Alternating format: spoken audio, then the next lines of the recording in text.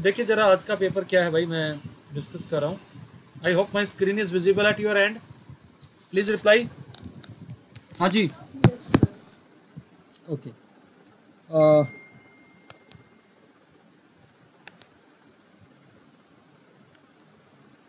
देखिए जरा आज का पेपर, पहला क्वेश्चन दे रखा है, एक रिलेशन डिफाइन कर रखा है सेट ए पर जिसके एलिमेंट है 1 2 3 4 5 और हमारे से पूछा जा रहा है state whether the relation R is reflexive और नॉट। यार एक बात बताओ, अगर इस रिलेशन आर को मैं ऐसे लिख लूँ, बी का वैल्यू सब्स्टिट्यूट कर दो a+1 और ए कहाँ से पिक हो रहा है, सेट ए से, तो जरा इस आर को डिफाइन कर लो। ये कुछ ऐसे नहीं आएगा, अगर ये 1 होगा तो 2 आएगा, 2 आएगा तो 3 आएगा, 3 आएगा तो 4 आएगा और 4 आएगा तो 5 आएगा, 5 आएगा तो 6 आएगा, वो है नहीं। तो clearly it is not reflexive, क्योंकि इसमें सारे सेल्फ पेयर्ड नहीं है। क्लियर है बेटा, कह सकता हूँ नॉट रिफ्लेक्सिव। Yes sir. क्योंकि ये सेम पेयर ऐसे कंटेन नहीं कर रहा, does not belongs to R. So this is the solution of. अब इसका और पार्ट है, और पार्ट में ये कह रहा फंक्शन डिफाइन कर रखा है n से लेके n तक f(x) = x²। क्या ये 1 1 होगा? Can you tell me, will it be 1 1? Of course it is 1 1, क्योंकि ये नेचुरल नंबर से है बेटा, और आपके नेचुरल नंबर्स ये होते हैं। तो आप जानते हैं अगर दो नेचुरल नंबर्स का स्क्वायर इक्वल है, f(x) = fy है,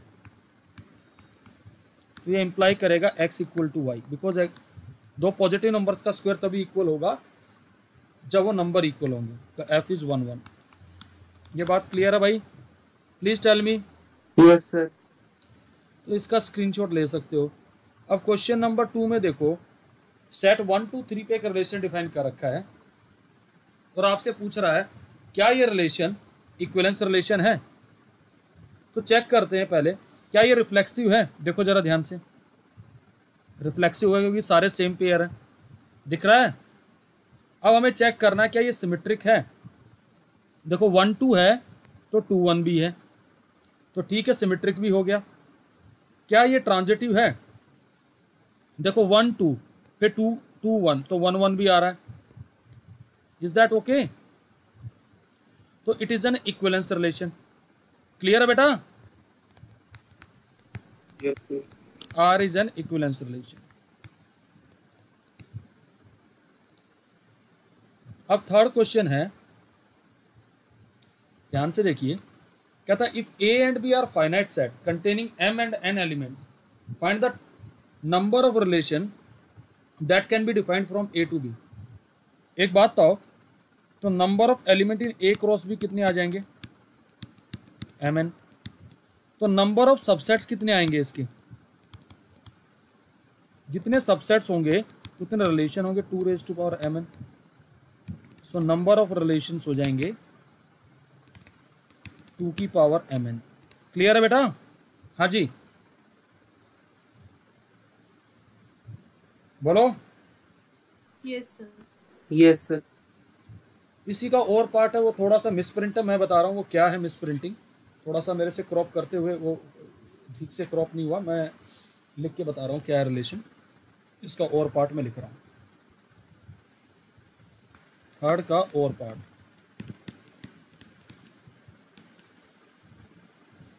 एक सेट ए दे रखा है ऐसे, जिसके एलिमेंट्स हैं 2 3 4 5 6 7 8 9 और रिलेशन आर ऐसे डिफाइन कर रखा है, collection of all those x, y such that where x and y both belongs to A and x divides y। तो अब आपसे कहा गया है कि find out this relation R, यानी इसकी रोस्टर फॉर्म लिखनी है। तो क्या आएगा भाई, लिखो जरा। 2 2 को डिवाइड करता है, पहला कंपोनेंट दूसरे को प्रॉपरली डिवाइड करे तो 2 4 को भी करेगा, 2 6 को भी करेगा, 2 8 को भी करेगा। फिर हर एक एलिमेंट अपने आप को डिवाइड करेगा 3 3 3 6 एंड 3 9। फिर आएगा 4 4 एंड 4 8। फिर आएगा आपका 5 5 6 6 7 7 8 8 and 9 9। Is that okay? Clear है बेटा सॉल्यूशन इसका? Yes sir. क्योंकि पहला कंपोनेंट दूसरे को प्रॉपरली डिवाइड कर रहा है, ये है। ओके, अब जरा ध्यान से देखिएगा फोर्थ क्वेश्चन क्या दे रखा है। एक मैट्रिक्स का aij एलिमेंट दे रखा है 2i माइनस जे। कहता है right A matrix A aij 2 cross 3। यार कोई भी 2 क्रॉस 3 मैट्रिक्स तो आप लिख सकते हो। अगर आपको फोर्थ क्वेश्चन में aij ऐसे दे रखा है 2i माइनस जे, तो कोई भी 2 क्रॉस 3 मैट्रिक्स कैसे आएगी? a11 a12 a13 a21 a22 a23 ऐसे आएगी भाई। तो a11 निकालने के लिए i और j दोनों 1 है, तो 2 माइनस 1 1 आ जाएगा। a12 में कितना आएगा भाई जरा बताना? 2 माइनस 2 0 आ जाएगा।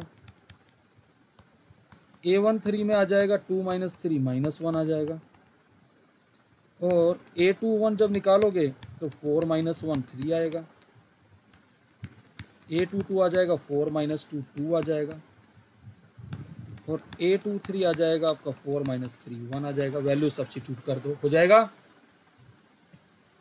Yes sir. ओके, अब एक इंटरेस्टिंग क्वेश्चन है, देखिएगा जरा।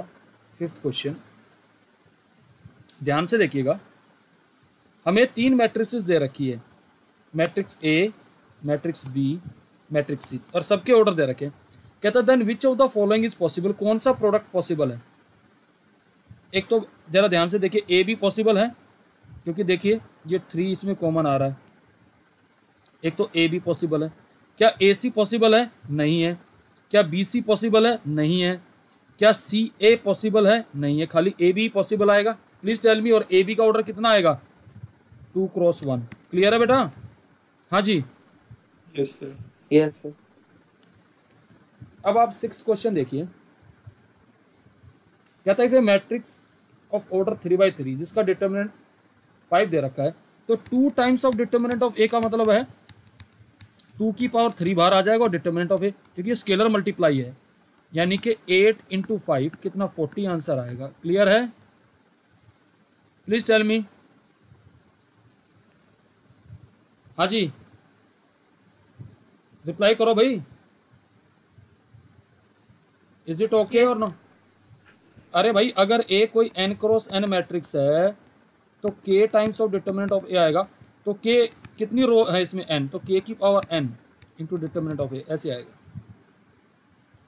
अब इसका और पार्ट दे रखा है। कहता है if a matrix has 24 elements then write all possible order it can have. तो 24 के प्राइम फैक्टराइजेशन कर लो। 1 cross 24, 24 cross 1, 2 cross 12, 12 cross 2, 3 cross 8, 8 cross 3, 4 cross 6, 6 cross 4। और कोई आएगा भाई? बताओ जरा। हाँ जी, यही आएंगे possible order? Please reply. Yes sir. अब ये इंटीग्रेशन का क्वेश्चन है। -1 से 1 मैंने अलग अलग कर लिया, x³ dx। ये कैसा फंक्शन है? दोनों ओड फंक्शन है भाई, दोनों में f of -x minus fx आएगा, तो इसलिए दोनों इंटीग्रल सेपरेटली 0 होंगे। क्लियर है ये वाली बात? हाँ जी। Yes sir. अब 8th क्वेश्चन देखो।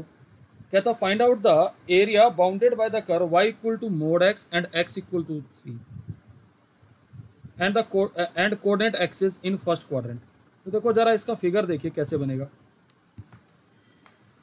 देखिए एक बात आपको पहले बार बार बता दूं कि थोड़ा ध्यान से ऐसे क्वेश्चंस को कीजिएगा। देखिए कुछ नहीं है, कॉमन सेंस का क्वेश्चन है ये। मोड एक्स का ग्राफ ये बना और ये x इक्वल टू 3 लाइन बन गई। तो ये लाइन क्या है, y इक्वल टू एक्स। तो ये पॉइंट कितना आ गया 3,3। Are you getting it. तो ये साइड भी 3 आ गई। तो ये तो राइट एंगल ट्रायंगल का एरिया आ गया हाफ बेस इंटू एल्टीट्यूड। तो सीधा 9/2 स्क्वायर यूनिट आ जाएगा। बोलो भाई, यही तो एरिया आएगा। Yes sir. और या करना चाहो इंटीग्रेशन से कर लो भाई। ये स्ट्रिप ले लोगे 0 से 3 x dx करोगे तो x²/2 और 0 से 3 करेंगे तो 9/2 स्क्वायर यूनिट्स आ गए। क्लियर है भाई। Yes sir. तो मर्जी तुम्हारी है भाई कैसे करना चाहते हो, ठीक है। ओके, अब इसी के चॉइस में भी एक क्वेश्चन है, ध्यान से देखते हैं।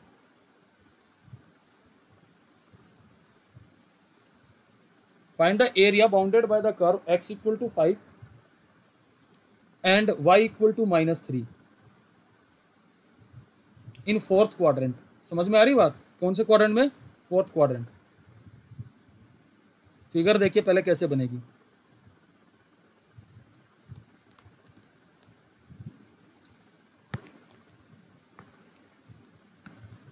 ये हमारा x इक्वल टू 5 लाइन आएगी, पैरेलल आ जाएगी y एक्सिस के। क्लियर है भाई। Please tell me. Yes sir. Okay, और ये मेरी x एक्सिस ओरिजिन है, ठीक है। अब इसके बाद y इक्वल टू -3 लाइन आपकी यहां से पास करेगी।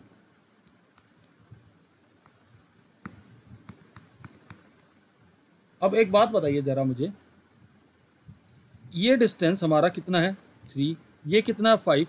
तो रेक्टेंगल का एरिया नहीं आ जाएगा भाई, आप ही बताओ जरा। Yes sir. It will be area of rectangle. तो कितना आएगा 15 नहीं आ जाएगा। 5 × 3 15 स्क्वायर यूनिट्स। क्लियर है भाई। Please tell me. क्लियर है सबको। Yes sir.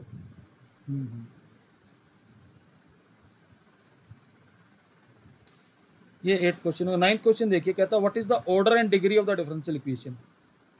कितना ऑर्डर भाई 2 और डिग्री कितनी है 1। क्लियर है। हाँ जी। Yes sir. ये अगले में पूछ रहा how many arbitrary constant exist in the solution of the differential equation. कितने आएंगे बताएंगे जरा।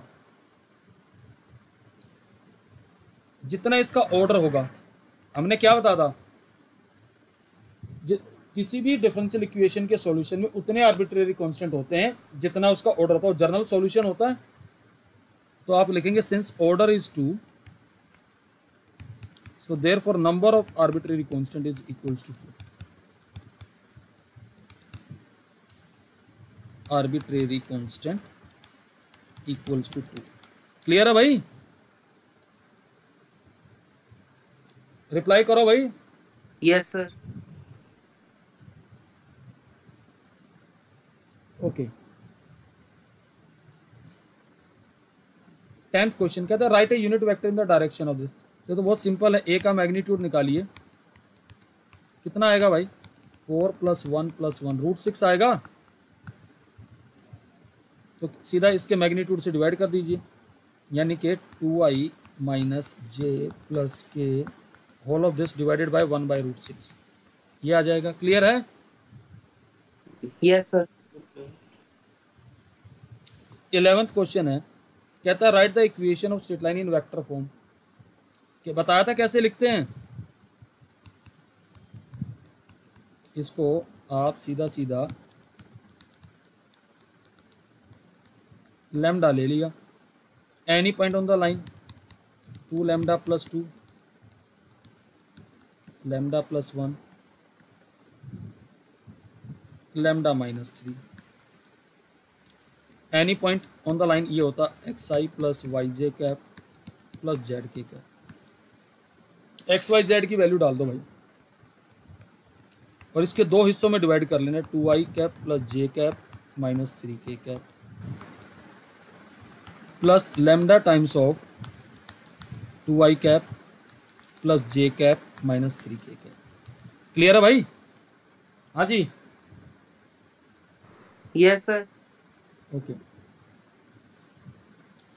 12th क्वेश्चन में पूछता है are the vector A and B are equal. नहीं है क्योंकि उनके कोफिशिएंट्स इक्वल नहीं है। आपने देखिए आई का कोफिशिएंट क्या है और यहाँ पर क्या है, तो they are not equal. So आप लिखेंगे not equal, coefficients are not equal. अब ये कह रहा है what is the projection of this vector on this. तो कैसे निकालते थे, फॉर्मूला पता ना, ये ए है ये बी है, ए का बी पे निकालना है। तो कर पाओगे A dot B divided by magnitude of B, हो जाएगा? Yes sir. अगले में पूछता find the angle between the vectors. याद है कैसे निकालते थे, cos theta is equal to A dot B, A का मैग्नीट्यूड बी का मैग्नीट्यूड। तो भाई ए डॉट एक इसको ए ले लिया,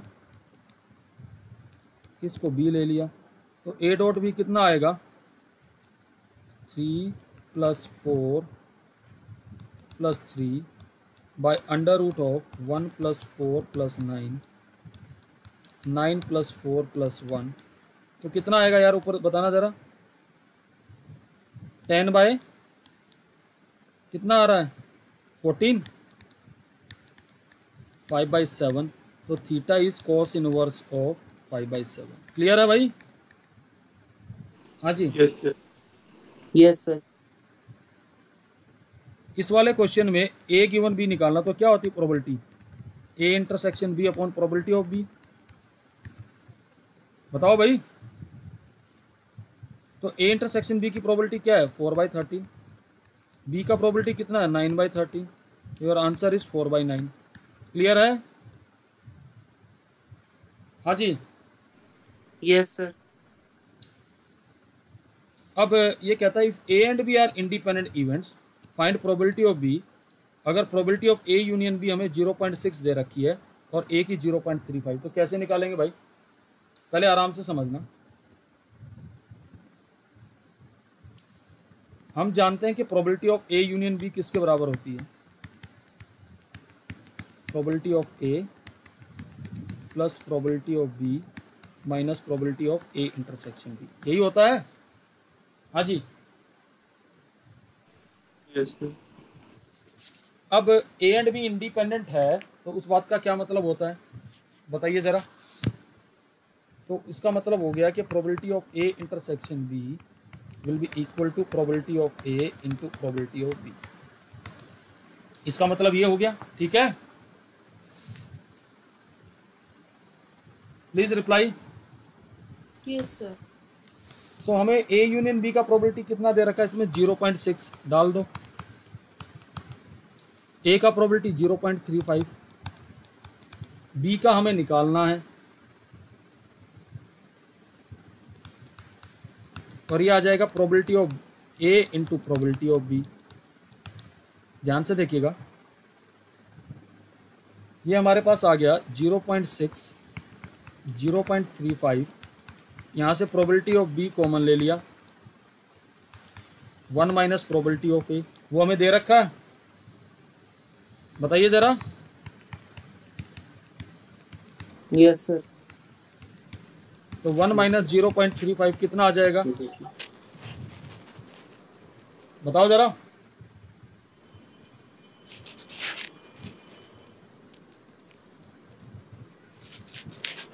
सर 0.65।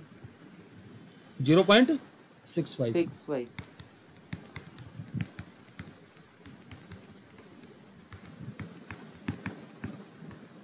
अब 0.6 माइनस 0.35 कितना आ जाएगा बताओ जरा। 0.25।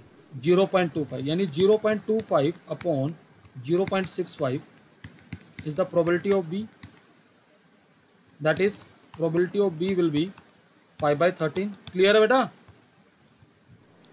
Yes sir. तो ये आपका 16 क्वेश्चन था। आई होप समझ में आया होगा। हाँ जी, यस सर। ओके। ये हमने अभी डिस्कस किया आपके साथ पूरा सेक्शन 1 इस पेपर का। अब जरा एक केस स्टडीज का क्वेश्चन इसका डिस्कस करते हैं। जस्ट वेट कीजिएगा, just let me bring the question on the screen.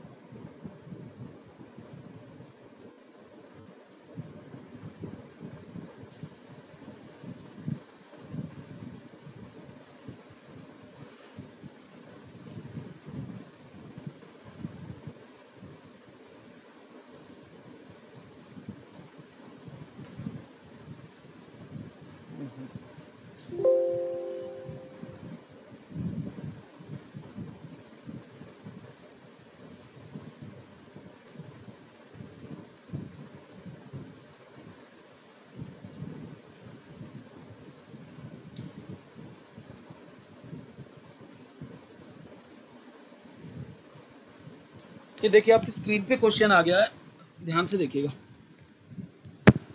मैं इसको थोड़ा बड़ा कर रहा हूँ।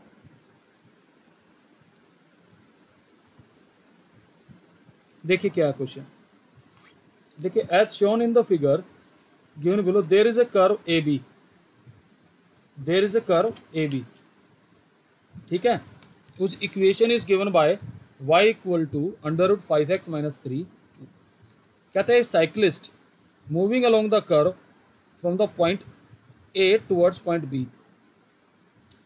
P is the point on the curve at which it touches the railway track T1 which is parallel to T2. ये दो रेलवे ट्रैक है, ध्यान से देख लीजिएगा प्लीज। ये T1 है रेलवे ट्रैक और ये T2 है। अगर T1 T2 के पैरेलल तो दोनों के स्लोप इक्वल होंगे भाई, प्लीज टेल मी। हाँ जी yes.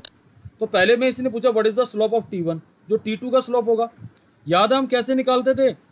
यहाँ पे इसका स्लोप आ जाएगा माइनस को क्या आता था, do you remember that? Minus coefficient of x upon coefficient of y, ये ऐसे निकालते थे।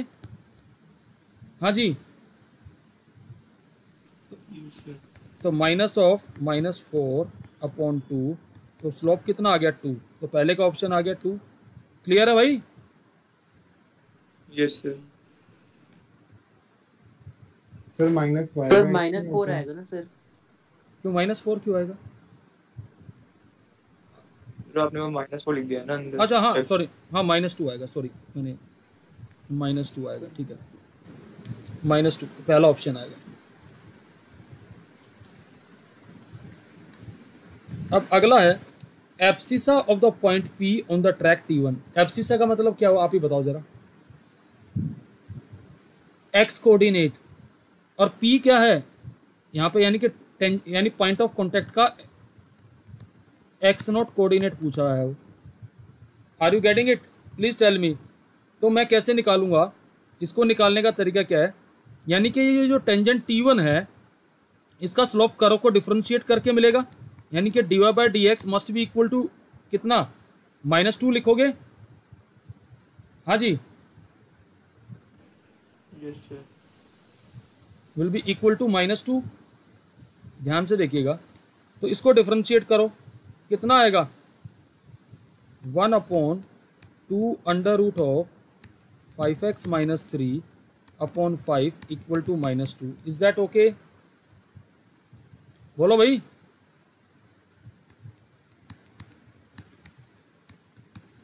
ये ऐसे आ गया, स्क्वायरिंग कर ले। 25 इक्वल टू कितना आएगा स्क्वायर करने पर,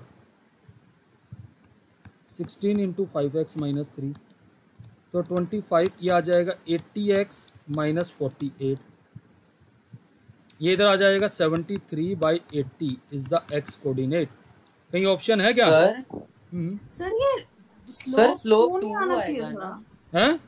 सर स्लोप 2 आएगा ना? आना चाहिए। क्यों?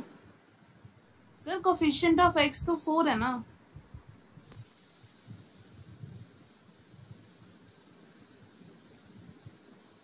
अच्छा हाँ, सही कह रहे, 2 आना चाहिए था स्लोप। मैंने सही कह रहे। यहाँ पर भी ठीक कह रहे हो, ये 2 ही आएगा भाई, मैंने वहाँ ध्यान नहीं दिया, माइनस कर दिया था। ठीक कह रहे हो, ये -2 इन्होंने करा दिया भाई, चलो ठीक है। अब इधर भी 2 आएगा +2, ऐसे फ़र्क कोई पड़ा नहीं, स्क्वायर करने से सब मामला दब गया।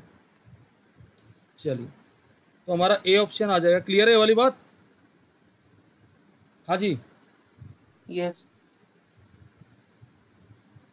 अब ये पूछ रहा है ordinate of the point P on the track T2, वो कैसे निकलेगा भाई? दोनों ट्रैक पैरेलल है ना। हाँ जी, तो आपने x ऑर्डिनेट का मतलब y कोऑर्डिनेट हो गया 73/80 था x, तो आपका कर्व क्या था? y is equal to √5x - 3 - 2। इसमें x का वैल्यू डालिए। अगर y में x का वैल्यू डालता हूँ तो ये आएगा 5 तो ये 15 और 5 7 35 और 1 36 365/80 - 3 - 2 कितना आएगा भाई? ज़रा बताओ, ज़रा सोल्व करके। 365 - 240/80 - 2 बताओ कितना बना भाई? हाँ जी,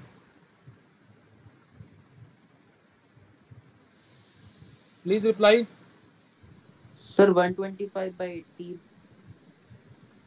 125/80। 80। ये कैंसिल होगा क्या? बताओ जरा कितने पे जाएगा?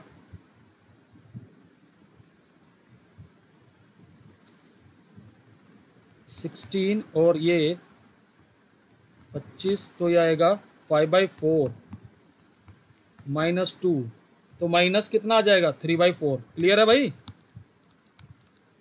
तो -3/4 देखो कहीं ऑप्शन है क्या? डी ऑप्शन है। क्लियर है भाई? Yes sir. फोर्थ पार्ट पूछ रहा है equation of track T1 is given by. Equation of tangent ही तो पूछ रहा है ये। हाँ जी, तो पॉइंट ऑफ कांटेक्ट आपने क्या निकाले हैं? 73/80 और -3/4, तो लिखोगे y - y1 that is +3/4। Slope क्या था? 2 था, तो x - 73/80 इसको सोल्व करिए। हाँ जी, इसको सोल्व करोगे तो सोल्व करके आपका आएगा ये 80x - 40y - 103 = 0, यानी कि आपका ऑप्शन नंबर ए आएगा। क्लियर है? हाँ जी। Yes sir. अच्छा, what is the special name is given to track T1 with respect to y?